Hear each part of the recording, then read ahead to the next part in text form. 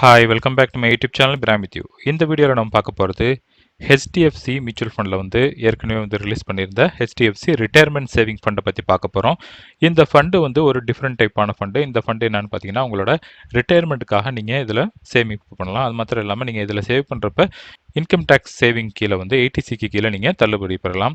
இந்த திட்டம்ங்கிறது பார்த்தீங்கன்னா full and full உங்களோட ஃபியூச்சர் இன்வெஸ்ட்மெண்ட்டுக்காக வந்து உங்களோட ரிட்டையர்மெண்ட்டுக்காக இவங்க பிளான் பண்ணுறதுனால இதில் செய்ய போகிற முதலீடுங்கிறது வந்து நீங்கள் 5 வருடத்துக்கு வந்து நீங்கள் வெளியில் எடுக்க முடியாது. அது எஸ்ஐபியாக இருந்தாலும் சரி அல்லது லம்சம்மாக இருந்தாலும் சரி, அதெல்லாம் தெரிஞ்சுக்கிட்டு நீங்கள் முதலீடு பண்ணுங்கள். எஸ்ஐபியை பொறுத்த வரைக்கும் பார்த்தீங்கன்னா நீங்கள் ஒவ்வொரு மாதம் நீங்கள் எஸ்ஐபி பண்ணுற அந்த ஒவ்வொரு எஸ்ஐபியோட தவணையும் வந்து 5 வருடம் வந்து லாக்இன் பீரியடில் இருக்கும். பட் மற்றபடி பார்த்தீங்கன்னா இந்த திட்டத்தை பொறுத்த வரைக்கும் எதற்காக இவங்க இப்படிப்பட்ட லாக்இன் பீரியட் வச்சுருக்காங்கன்னு பார்த்தீங்கன்னா, இவங்க மியூச்சுவல் ஃபண்டில் நீங்கள் முதலீடு பண்ணுறப்போ வந்து மார்க்கெட்டில் வந்து பல வகையான ஏற்ற இறக்கங்கள் நீங்கள் டைம் டு டைம் பார்ப்பீங்க. இப்படி 5 வருடத்தில் வந்து நீங்கள் முதலீடு பண்ணுறப்போ வந்து உங்களுக்கு பலவிதமான ஏற்ற இறக்கங்கள் இருக்கக்கூடும். அதை பார்த்து நீங்கள் வெளியேறிடாமல் தொடர்ந்து ஸ்டே இன்வெஸ்டடாக இருக்கணும் அப்படிங்கிற ஒரே நோக்கத்துக்காக தான் வந்து உங்களை ஒரு கோல் பேஸ்டான ஒரு முதலீட்டுக்காக தான் இப்படிப்பட்ட லாக்இன் பீரியடை வச்சுருக்காங்க. முதலீட்டாளர்களுக்கு வந்து இது லாங் டேர்மில் வந்து நல்ல ஒரு நன்மையை தான் பயக்கும். அதில் எந்த டவுட்டும் கிடையாது. இது வரைக்கும் நீங்கள் உங்களோட ரிட்டையர்மெண்ட் பிளானை வந்து நீங்கள் யோசிக்காமல் இருந்தீங்கன்னா இன்றைக்கே நீங்கள் யோசிங்க. ஏன்னு கேட்டிங்கன்னா 25 வயதில் இருக்க ஒரு நபர் வந்து 5000 இனி அவரோட ரிட்டையர்மெண்ட் பீரியட் வந்து நம்ம ரிட்டையர்மெண்ட் ஏஜ் 60 அப்படின்னு நம்ம கணக்கு பண்ணி பார்த்தா கூட கிட்டத்தட்ட வந்து அவர் 35 வருடங்கள் வந்து அவர் பணம் சேமிக்க வேண்டியிருக்கும். அப்படிப்பட்ட அந்த சேமிப்பை வந்து 5000 ரூபாய் எஸ்ஐபி பண்ணார்னா அவருக்கு ஓய்வு காலத்தில் வந்து கிட்டத்தட்ட 3.2 crores கிடைக்கிறதுக்கு வாய்ப்பு இருக்குது. அதே நேரத்தில் 35 இயர்ஸ் இருக்கிற நபர் வந்து அவரோட அந்த முதலீடு பீரியடுங்கிறது வந்து குறைஞ்சிரும். ஏன்னு கேட்டிங்கன்னா ஒரு 25 இயர்ஸ் தான் அவர் ஒர்க் பண்ண போகிறாரு. அந்த 25 இயர்ஸ் வந்து ஒரு 7000 எஸ்ஐபி பண்ணால் கூட அவருக்கு கிடைக்க போகிற தொகை பார்த்தீங்கன்னா 1.3 crores தான் கிடைக்கும். அதே நேரத்தில் உங்களோட வயது வந்து 45 வயதாக இருக்கும் பட்சத்தில் வந்து நீங்கள் 11,667 ரூபாய் நீங்கள் சேவ் பண்ணாலும் கூட உங்களோட இருக்கிற அந்த முதலீட்டு காலங்கிறது குறைவாக இருக்கிறதுனால உங்களாட்டி ஒரு 58 லட்ச ரூபாய் தான் வந்து சேமிக்க முடியும். ஆஸ் சூன் அஸ் உங்களோட ரிட்டையர்மெண்ட்டுக்கான சேமிப்பை வந்து தூங்குங்க. ஏன்டா சேமிப்புங்கிறது இன்றைக்கி நீங்கள் சேவ் பண்ணாக்கட்டி லாஸ்ட்டாக வந்து ரிட்டையர்மெண்ட் நீங்கள் ஆனதுக்கப்புறம் உங்கள் கையில் வந்து பணம் இருக்கிறதே ரொம்ப கஷ்டமாக போயிடும். ஸோ அந்த தவறை செய்யாமல் உங்களோட முதலீட்டை வந்து இன்னையிலேருந்தே வந்து நீங்கள் ஸ்டார்ட் பண்ணுங்கள்.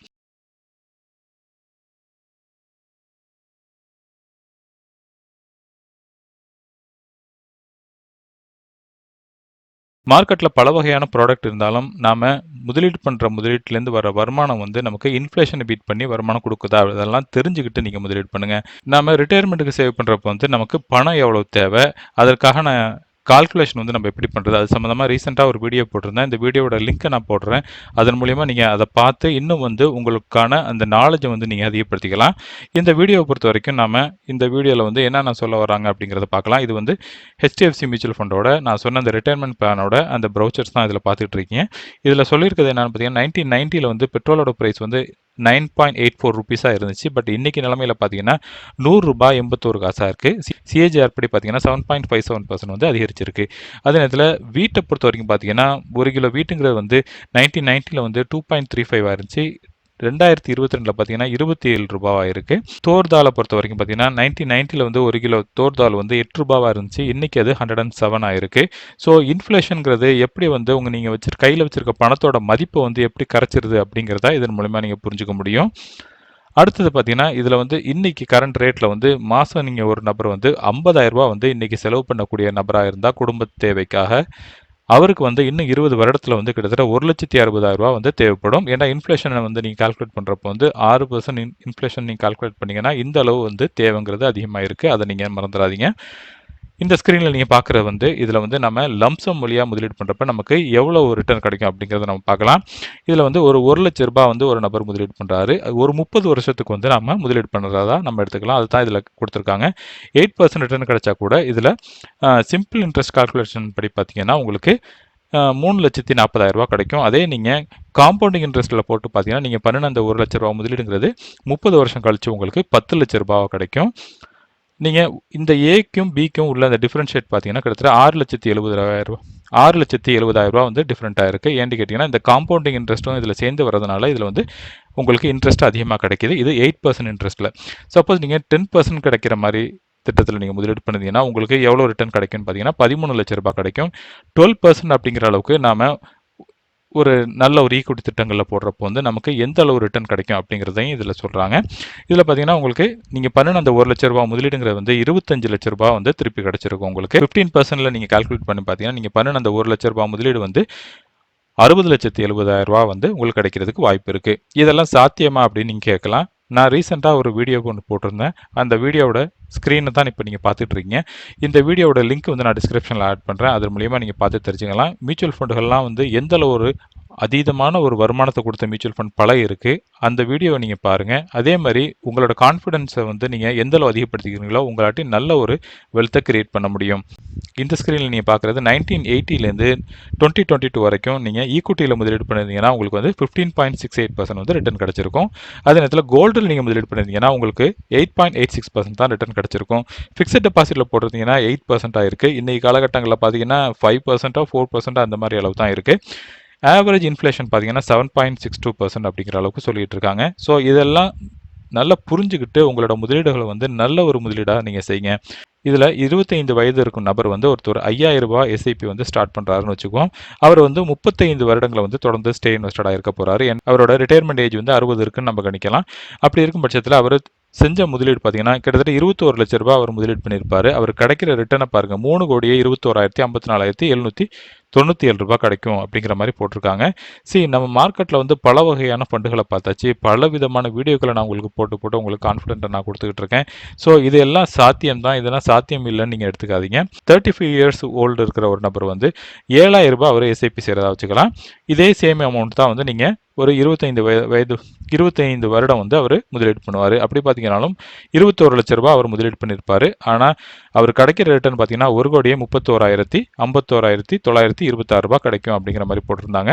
அடுத்தது 45 வயது இருக்கும் நபர் வந்து இதே 21 லட்ச ரூபாய் முதலீட்டு வந்து ஓவராலாக பண்ணுறப்போ வந்து அவர் மாதம் 11,667 ரூபாய் முதலீடு பண்ண வேண்டியிருக்கும்.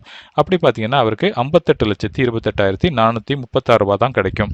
ஸோ இது வந்து 12% சிஏஜிஆர் படி தான் அவங்க ரிட்டர்ன் கால்குலேஷன் எடுத்து கொடுத்துருக்காங்க. பட் 35 வருடம் இருக்கிறவருக்கும் இதுக்கும் எவ்வளோ பெரிய வித்தியாசம் இருக்குன்றதை பாருங்கள். இந்த திட்டத்தை பொறுத்த வரைக்கும் 3 வகையான திட்டங்கள் இருக்குது. இந்த திட்டத்தில் பார்த்தீங்கன்னா வந்து ஃபர்ஸ்ட் இருக்கிறது வந்து ஈக்விட்டி பிளான்னு ஒன்று இருக்குது. அடுத்தது வந்து ஹைபிரிட் ஈக்விட்டி பிளான் இருக்குது. தேர்டாக பார்த்தீங்கன்னா ஹைபிரிட் டெட் பிளான் அப்படிங்கிறது இருக்குது.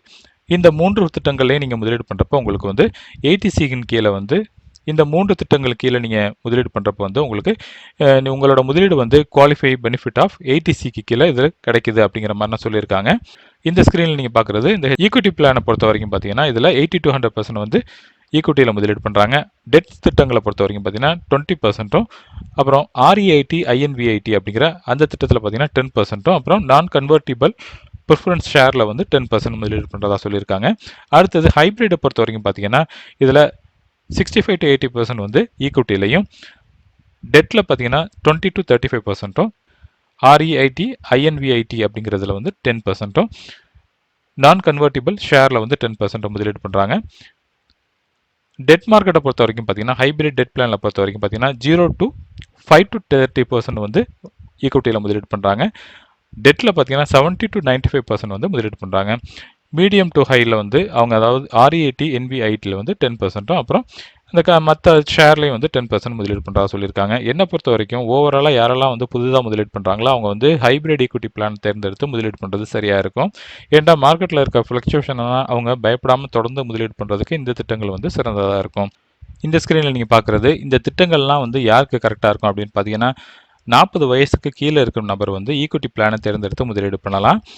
ஏன்னா அவங்களோட ரிஸ்க் அப்பிடேட் வந்து இன்னும் எங்கே இருக்கிறதுனால தாராளமாக அவங்க இப்படிப்பட்ட ரிஸ்க் எடுத்து முதலீடு பண்ண முடியும். அதே நேரத்தில் என்னை பொறுத்த வரைக்கும் லாங் டேர்மை பொறுத்த வரைக்கும் நீங்கள் ஒரு 10-20 வருடம் தொடர்ந்து முதலீடு பண்ணுறப்ப நிச்சயமாக வந்து ஈக்விட்டி திட்டங்கள் வந்து உங்களுக்கு நல்ல ஒரு ரிட்டர்ன் கிடைக்கும் அப்படிங்கிறதுல எந்த ஒரு டவுட்டும் கிடையாது.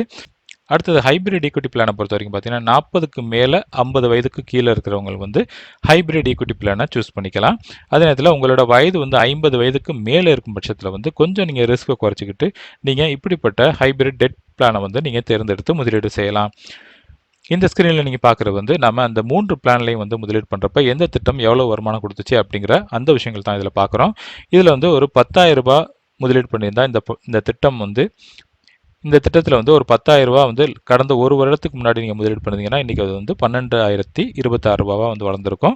அதே நேரத்தில் இந்த திட்டம் ஆரம்பித்த நாள்லேருந்து இன்றைக்கி வரைக்கும் போட்டிருந்தீங்கன்னா 27,000 ரூபாய் வந்து வளர்ந்துருக்கும். ஹைபிரிட் ஈக்விட்டி பிளானை பொறுத்த வரைக்கும் பார்த்தீங்கன்னா இதுலேயும் வந்து 12,026 ரூபா தான் வளர்ந்துருக்கு. அதே மாதிரி இந்த திட்டம் ஆரம்பித்த நாள்லேருந்து ஒரு 10,000 ரூபா பண்ணின முதலீடுங்கிறது இன்றைக்கி 27,060 ரூபா வந்து வளர்ந்துருக்கு. டெட் பிளானை பொறுத்த வரைக்கும் பார்த்தீங்கன்னா அஃப்கோர்ஸ் வந்து டெட் பொறுத்த வரைக்கும் அதில் வந்து ஈக்விட்டி போர்ஷன்ஸ் ரொம்ப குறைவாக இருக்கிறதுனால இதில் வந்து பெரிய அக்ரெசிவான உங்களுக்கு ரிட்டர்ன் கிடைக்காது. பட் அதே நேரத்தில் ஒரு மாடரேட்டான ரிட்டர்ன் கிடைக்கும் உங்களுக்கு. நீங்கள் பண்ணின அந்த 10,000 ரூபா முதலீடுங்கிறது வந்து இந்த திட்டம் ஆரம்பித்த நாள்லேருந்து இது வரைக்கும் போட்டிருந்தீங்கன்னா 14,709 ரூபா தான் வந்து வளர்ந்துருக்கும். பாதுகாப்பு கருதி அவங்களோட ரிஸ்க்கை குறைச்சிக்கிட்டு அவங்க டெட்டில் முதலீடு பண்ணுறப்போ வந்து நிச்சயமாக வந்து அதோட ரிட்டர்னுங்கிறதும் குறைவாக இருக்கும். அதே நேரத்தில் முதலீடுக்கு பாதுகாப்பாக இருக்கும். இந்த ஸ்கீமில் நீங்கள் முதலீடு பண்ண நீங்கள் விரும்புனீங்கன்னா குறைந்தபட்சமாக 5,000 ரூபாய்க்கு நீங்கள் முதலீடு பண்ணலாம். அடிஷனல் பர்ச்சேஸாக நீங்கள் 1000 ரூபாய்க்கு முதலீடு செய்ய முடியும். இந்த திட்டத்தில் வந்து எக்ஸிட் லோடு வந்து எதுவுமே கிடையாது. பட் அதே நேரத்தில் நான் சொன்னது மாதிரி 5 வருடங்கள் வந்து இது லாக்இன் பீரியடில் உள்ளதுங்கிறத மறந்துடாதீங்க. இது ஓப்பன் என்டட் திட்டமாக இருந்தாலும் இதில் 5 வருடங்களுக்கு வந்து நீங்கள் பண்ணுற முதலீடுங்கிறது வந்து நீங்கள் வெளியில் எடுக்க முடியாது.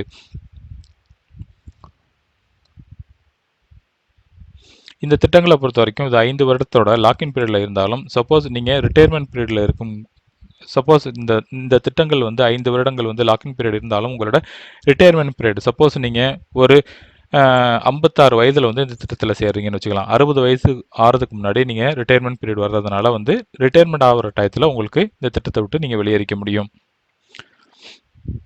மற்றபடி இந்த திட்டத்தை பொறுத்த வரைக்கும் எஸ்டிபி இதெல்லாம் இருக்குது. பட் இதெல்லாம் வந்து லாக்இன் பீரியட் முடிஞ்சதுக்கு அப்புறம் தான் இதெல்லாம் நடைபெறும்.